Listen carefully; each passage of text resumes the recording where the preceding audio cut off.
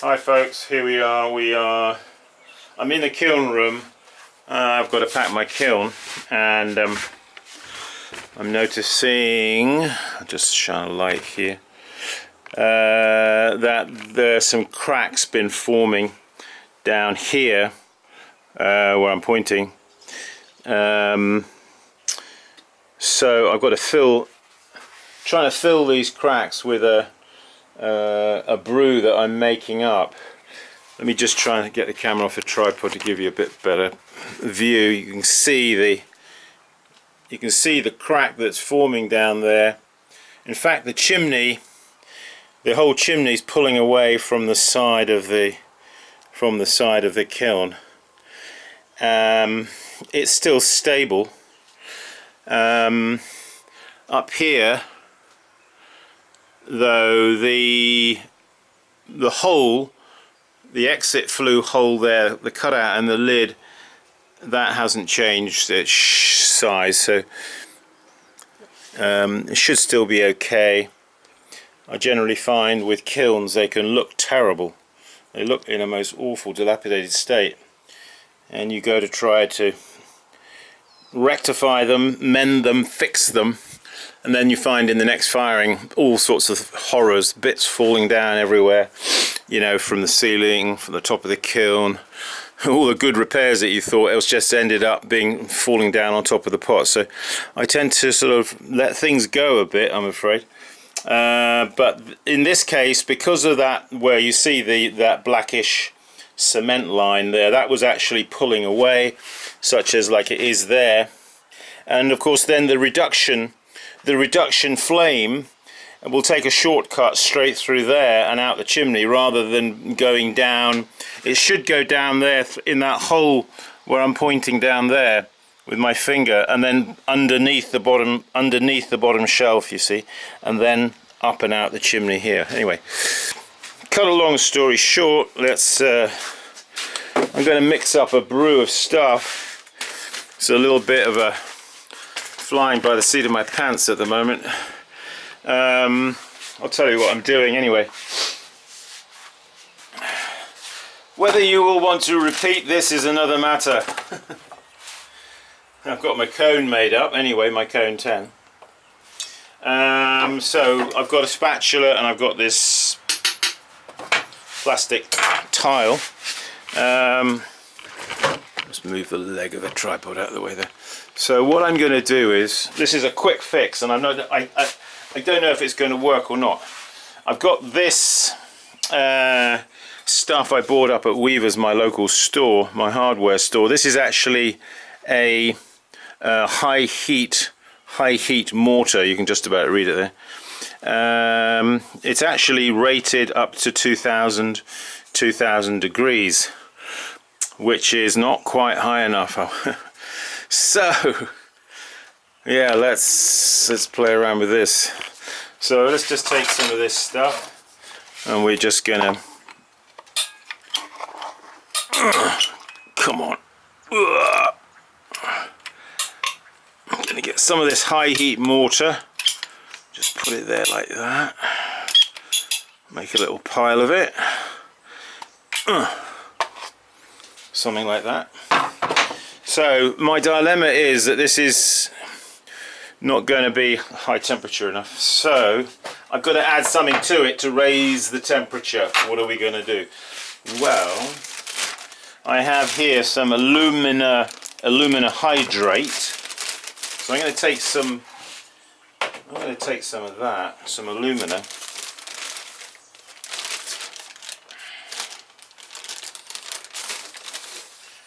Just take a bunch of that. Don't breathe this stuff in, by the way.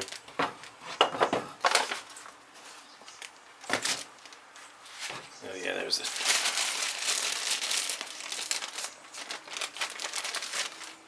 Okay, so we've got some alumina hydrate. I'm also now going to add also to that some EPK. So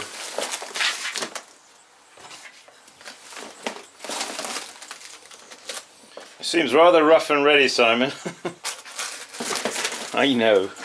I shouldn't be showing you this, should I really? Where's my water spray? There we go. So this is actually water based. This brew. So I'm just going to add a bit of water to it, a bit more water to it, I should say. And we're just going to start to just blend this together.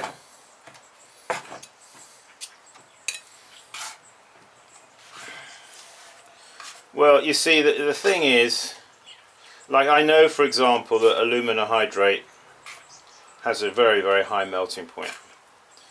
So by adding a couple of ingredients with higher melting points than 2000 degrees, I'm not sure the melting point of EPK, kaolin, which is that's what that is, EPK, it's kaolin.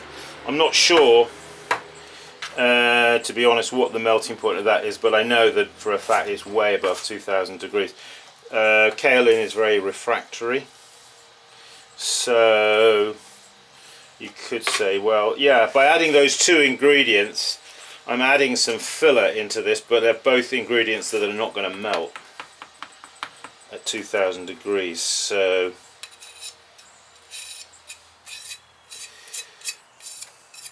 should have done this yesterday, really, because I'm supposed to be firing the kiln today as well. It's about 10:30 in the morning at the minute. I've got to get this kiln loaded and started, you know, by, well, I'm going to aim for 1 o'clock, but if it's 2 o'clock, well, then it's 2 o'clock, I guess, and I'll go to bed a bit later. Tomorrow we've got to set up downtown, you know, for the Milheim Walk Fest. Got to take my wheel, got to load that in the trailer and all my gear, take that down, my booth, set up my booth, and well, it's going to be a busy few days for sure. Well, Friday, Saturday and Sunday.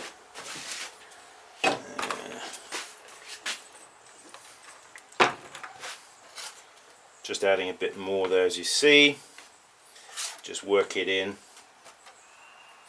Now, you know, I've made up sort of kiln cements before using such things as sodium silicate and talc and ground up brick. You know, this brick here, you crush it up because it's kind of soft, and then you can add that into the mix, you see.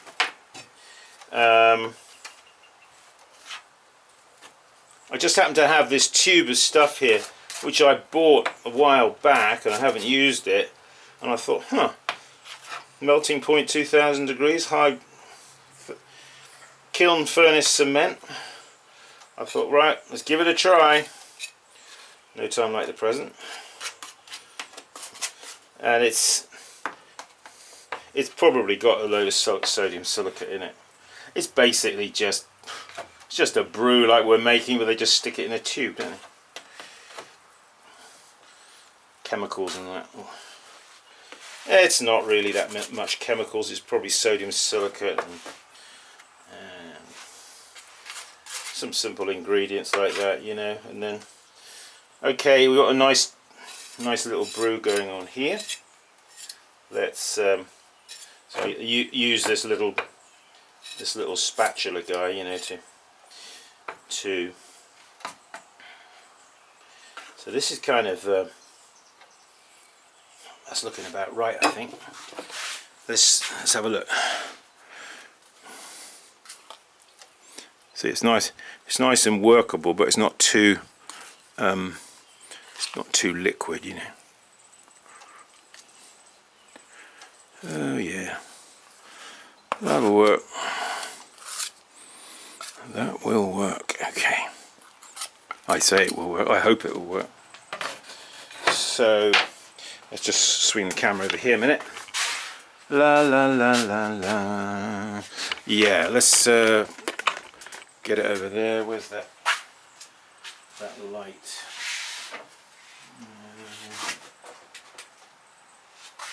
Yeah, how to mend your kiln when it gets when it gets messed up.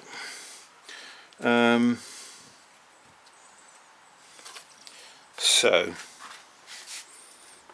you can see that there, more or less. So oh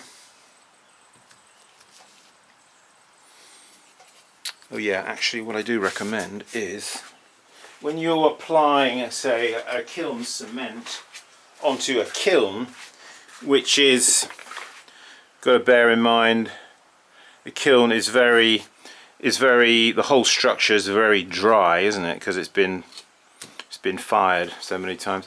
It's a good idea to, for the adhesion of the cement, add a little bit of water, spray a little bit of water on, you see. Alright, we'll take a bunch of that. Let's bring you down here. Oh my gosh, this is like... So, I'm trying to hold a camera and a light all in one go here. This is going to be interesting, isn't it? Right, so yeah, there it is. So, let's stick some of that in there. Ram it in that hole. Now, it may be that, yeah, you've seen the way I'm doing this. It's a little bit off the cuff, and it may be that you'll see after this firing that what I put in here will have melted and all, you know, run down into the bottom there. I hope that's not going to happen, but it is a strong possibility. I am aware of that. If you see in this kiln here, see there's the wall there, I plugged the hole in the wall there with some stuff, and I did it over here as well, but if you look over there, it's actually coming out of the hole, isn't it? The cement. Incidentally, if you're doing a kiln conversion like this, don't bother trying to fill all these grooves. It's not worth the time, and it isn't going to make any difference really. So save you the bother. Save the bother. Okay.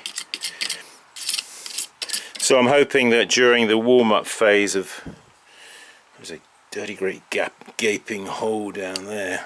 Oh gosh. Get some goo in there, Simon.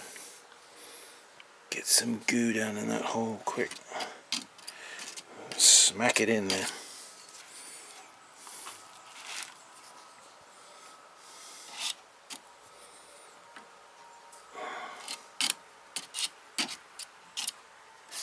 I'm more concerned with the sort of holes that are in the top half of the kiln, not so much the ones that are down below. Anyway, I've just got to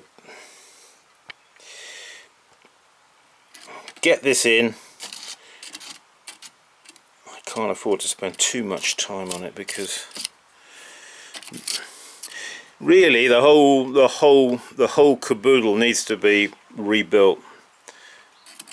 I'm thinking about rebuilding this kiln anyway. It's overdue for an overhaul, you could say. That's a bit of an understatement. It looks pretty decrepit, if you ask me. Pretty decrepit. Well, yeah. The kilns can look pretty decrepit, but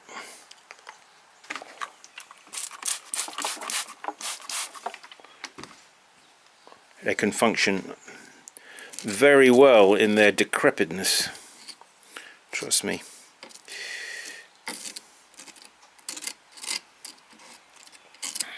As I said, you know, fiddling around with your kiln to make it look perfect, but it's actually, well,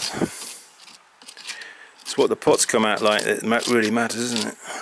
We don't care what the kiln looks like too much. Let's get some of this in here. In that groove. Yeah. Smack it in there, boy. Smack it in there.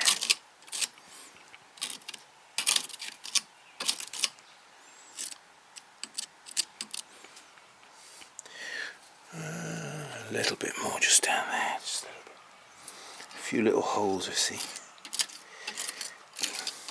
Yeah, this kiln, if you notice, the kiln, see the shelf is got a crack going all the way across here. Well, that's something else we can add to the decrepitness, Simon, of your kiln. Cracked shelves, cracked chimney. But hopefully no cracked pots. Except me, I'm the biggest crackpot around here.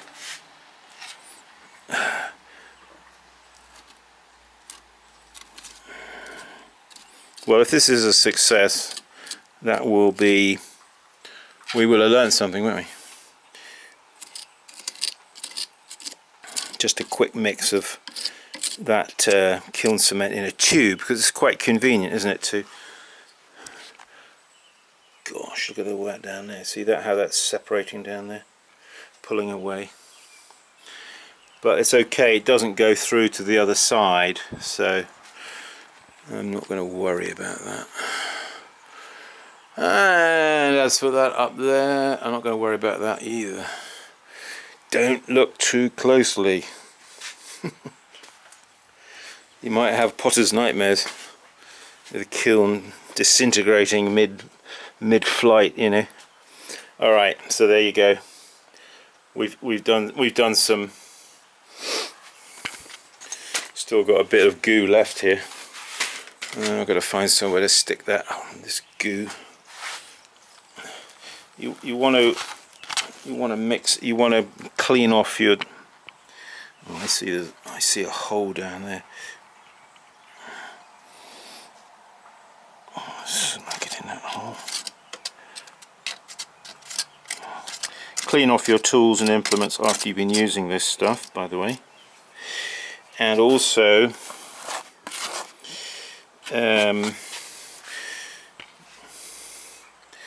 if you get it on your hands, you want to wash it off, because it's a little bit of an irritant on the skin. This stuff, I don't know if it's the sodium silicate in it or what it is, but